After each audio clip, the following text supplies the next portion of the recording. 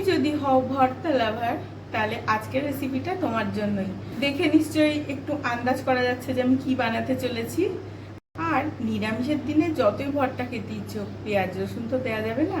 আজকের ভর্তাটা একদম নতুন স্টাইলের। পুরো ভিডিওটা স্কিপ না করে দেখতে থাকার অনুরোধ রইল। চলো স্টার্ট করে দিই। নিরামিষ দিনেও কি ভর্তা খেতে ভীষণ ইচ্ছা করে? নিরামিষের দিনে তো পেঁয়াজ রসুন খাওয়া যাবে না। পেঁয়াজ রসুন ছাড়া কি ভর্তা সম্ভব? হায় হায়, স্বাতি হোম কুকিং চ্যানেলে কিন্তু পেঁয়াজ রসুন ছাড়াও টেস্টি ইয়াম্মি ভর্তা বানানো যায়। চলো আজকে তোমাদের সাথে শেয়ার করে দিই। সজনে ডাঁটার গুণকীর্তন না করলেই নয়, তবে সজনে ডাঁটা অনেকেই একদম অপছন্দ করে, কেননা সেই মাছের ঝোলে, সেই রসাতে কিংবা পোস্ততে এই একই ধরনের রান্না খেতে খেতে অনেকেই তিতি বিরক্ত। আবার বাজারে আজকাল এমন ডাঁটা আসছে যেগুলোতে কেমন দানা দানা ভেতরে, তো সেগুলোকে তো টেস্টি বানাতে হবে। সেই চিন্তা থেকেই আজকের এই রেসিপি। সজনে ডাঁটাগুলোকে খুব সুন্দর করে পুড়িয়ে নিয়েছি। এবার তুমি বলবে প্রচুর এরকম সজনে ডাঁটা পোড়া দিয়ে ভর্তা রেসিপি দেখেছি, তবে আমি আজকে যে যে ইনগ্রিডিয়েন্টসগুলো ইউজ করছি এগুলো মনে হয় তোমরা কোনো চ্যানেলেই পাবে না। আমি এটা করেছি। এবার পুরো রেসিপিটা দেখতে থাকো, ভিডিওটা স্কিপ না করে। এবার দেখো, একটা টমেটো আর কয়েকটা কাঁচা লঙ্কা পোড়াতেও দিয়ে দিয়েছি। এবার ভাবছো এ আবার নতুন কি? আরও টুইস্ট আছে বন্ধু, দেখতে থাকো। এখনই স্কিপ করে নিলে হবে না। Stay tuned with Swati home cooking. চলো, কথায় কথায় লঙ্কাটাও পোড়ানো হয়ে গেল। এরপর আসবে একটা আসল ইনগ্রিডিয়েন্টস, যেটা কিন্তু সর্দি কাশি হলে গলাতে দারুণ আরাম লাগে। বুঝতে পারছো? চায়ে দিলে দারুণ আরাম লাগে। এই যে টমেটো পোড়ানো হয়ে গেল, ওটা হচ্ছে আদা। আদাটাকেও সুন্দর করে পুড়িয়ে নিলাম। বললাম না রসুন পেঁয়াজ ছাড়া ভর্তা, তাহলে আদা তো দেবই, তবেই না টেস্টটা দারুণ হবে। এবার ভাবছো আমার তো দেখা হয়ে গেল, এই সব কিছু পোড়ানো হয়ে গেল। না, আরও টুইস্ট আছে। এবার আগে সজনে ডাঁটাগুলো ছাড়িয়ে নিই, তারপরে তোমাকে বাকিটা বলছি। এই যে এইভাবে ছাড়িয়ে নেবে, সুন্দর ছেড়ে যায়। পোড়ানো ভালো হলে কোনো অসুবিধা নেই।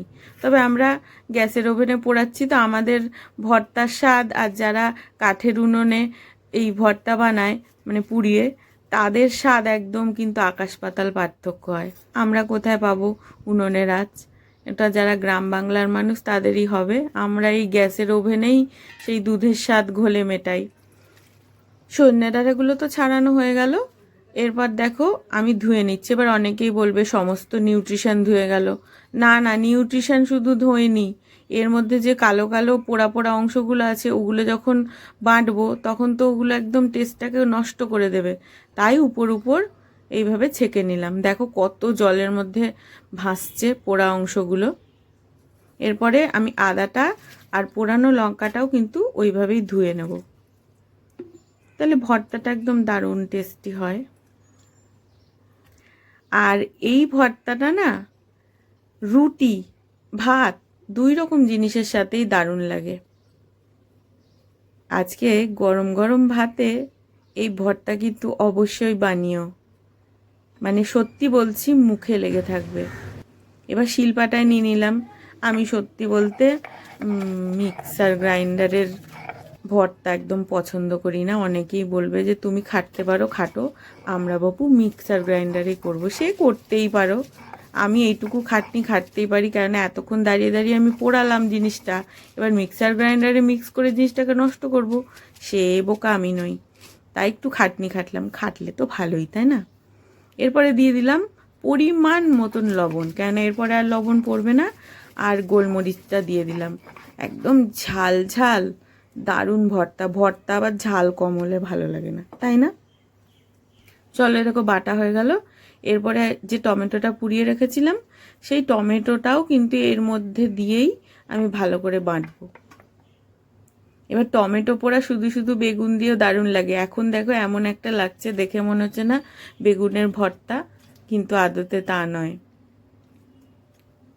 আর এই ভর্তাটা বানাতে গেলে এই মোটা ধরনের সজনে ডাঁটাতেই কিন্তু টেস্টটা আসবে। ওই জন্য বীজওয়ালা সজনে ডাঁটা বাজার থেকে নিয়ে আসবে, তাহলে কিন্তু আরও ভালো হবে। এবার সজনে ডাঁটাও পাওয়া যায় বাজারে, নাজনে ডাঁটাও পাওয়া যায়, তোমাকে চিনে নিতে হবে কোনটা কি।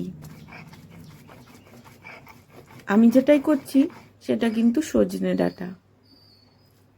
চলো, সমস্ত ভর্তা হয়ে গেল। এরপরে আমরা মেন কুকিং প্রসেসে চলে যাই, মানে এবার এটাকে রিডিউস করার পালা।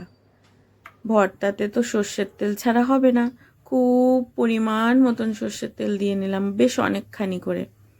আর দিয়ে দিলাম কালো জিরে। এর মধ্যে কোনো আমি শুকনো লঙ্কা ইউজ করছি না, যারা করতে চাও করতেই পারো।